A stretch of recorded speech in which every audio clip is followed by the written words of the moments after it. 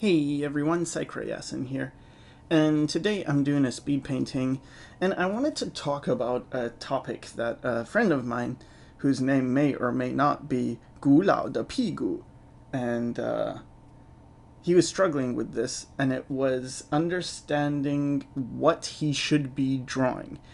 And when I asked him, he said he wanted to do comics, and it's like, okay, and then when you look at, and this happens a lot, but you look at what people say they want to do and then what they're doing, and it's completely different.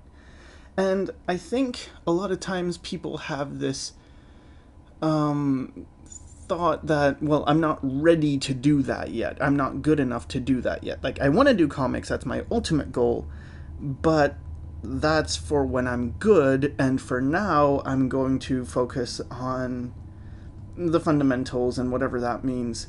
Well, I have a video on what that means, but instead of doing the thing they want to do and learning the fundamentals through that thing, they do other things that are unrelated. And this is something I see especially in people's portfolios where I guess it's like a hot buzzword right now, but it's concept artists, and it's a thing that comes up the most where I ask people, well, what do you want to do? And they say concept art. And then you look at the portfolio and it's like character design, maybe illustration, maybe fine artsy stuff, and it has nothing to do with concept art. Like, there are no concepts, because concepts are concepts. Like, you know, you have multiple renditions of a character. Like, well, it could look like this or like this or like this or like this. Usually it has like A, B, C, D, E versions or numbered versions. A concept art portfolio often has maybe environments, vehicles, characters, architecture, things like that. And it's not fine artsy. It's not got like, well, the story behind this is.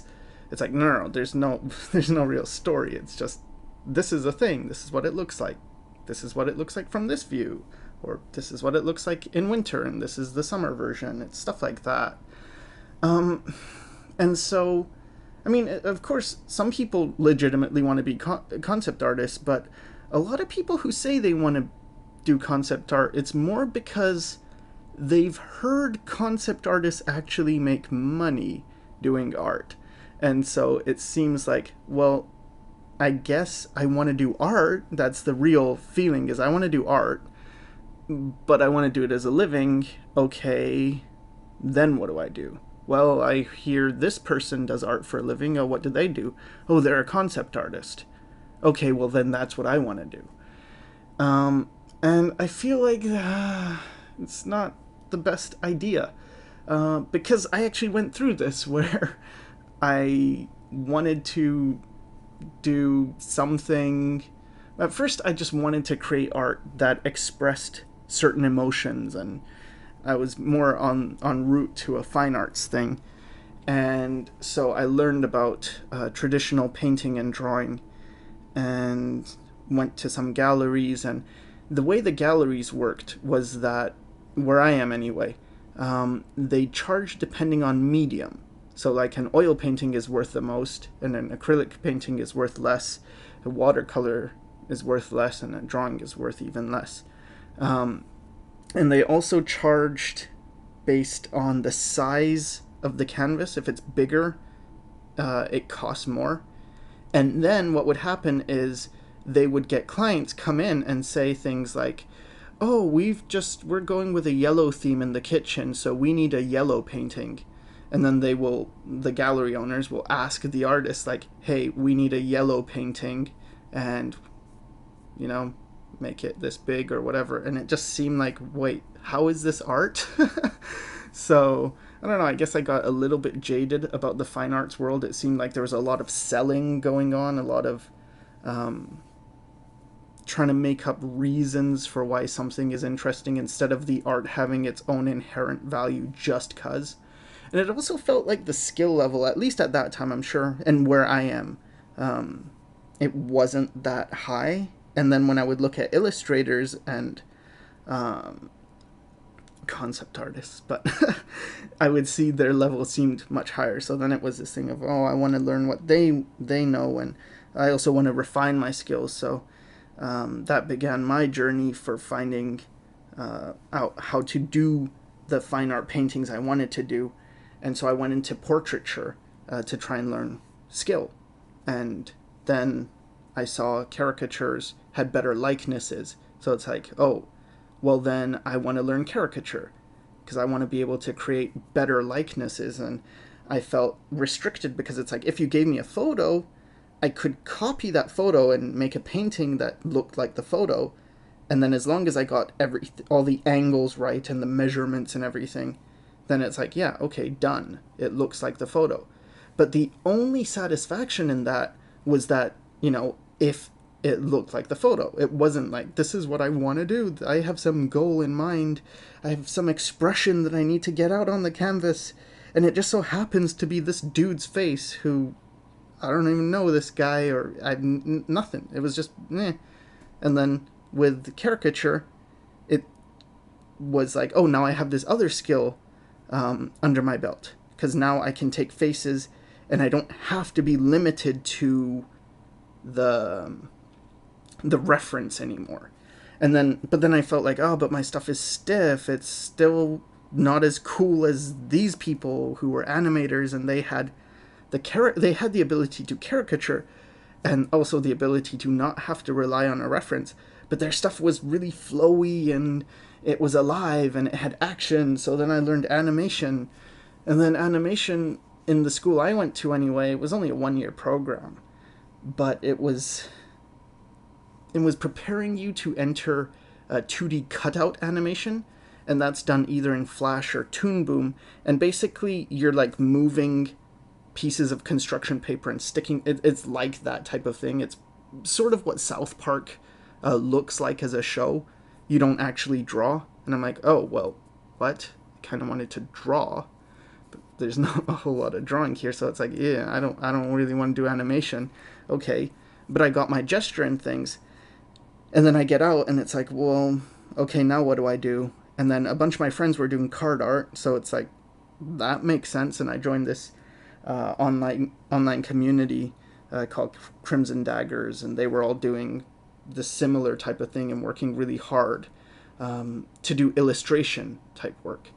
So yeah, I practiced that, and it got to the point that it's like, okay, I can take some jobs now doing illustration, and that started to get me some money. But it got depressing for me because it wasn't what I wanted to do, and it's because I did not grow up with this. And when people sometimes ask me, like, well, I don't know what to draw, what I like to think, or what I tell them is like, what did you like to draw when you were young? Because usually when we're kids, we don't have these ideas of like, what should I draw? You just draw.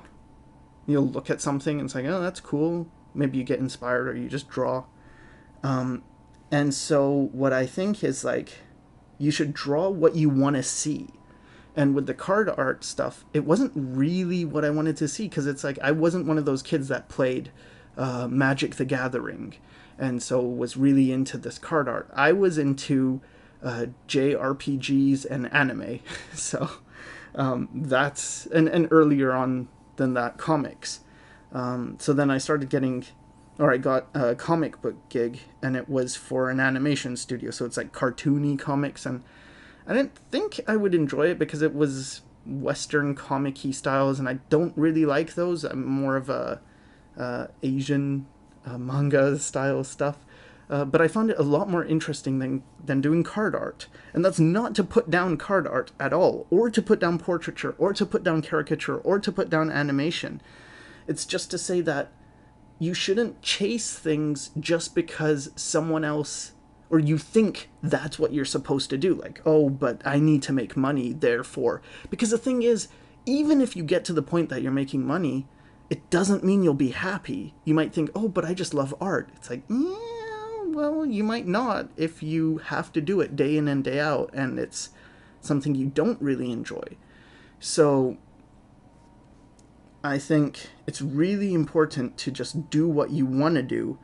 And had I known that, I probably would be better in a way. I mean, I probably wouldn't be a better teacher, because I think I became pretty good at teaching just because I learned a bunch of different disciplines.